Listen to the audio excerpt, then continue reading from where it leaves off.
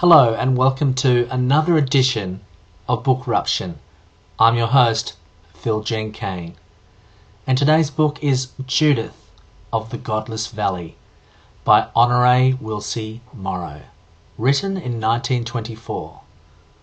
The book is a western and it promises this on the cover: everyone loves a tomboy, for such as Judith, fair, fearless and feminine. Unfortunately, this kind of alliteration doesn't continue inside. However, we do have some excellent prose. Let's begin on page 140, where Judith meets Douglas, her boyfriend-to-be.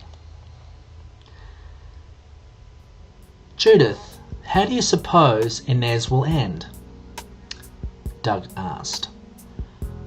Judith replies, over in the cemetery with a coyote-proof grave like the rest of us.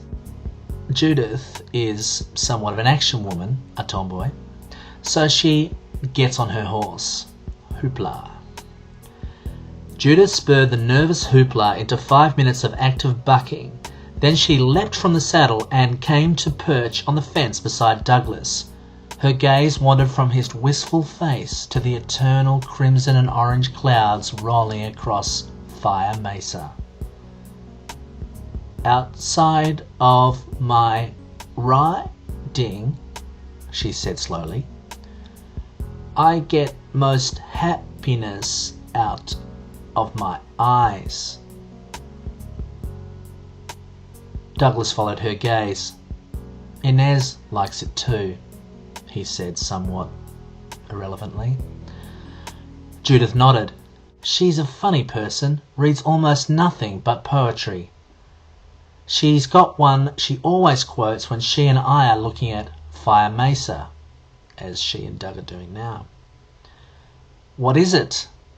Asked Doug, wanting to be an active listener.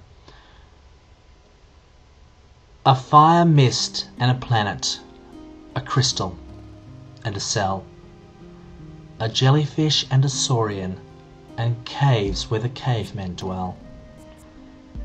Then a sense of law and beauty, and a face turned from the clod. Some call it evolution, and others call it God. So you can see that things are shaping up very nicely there between Judith and Doug.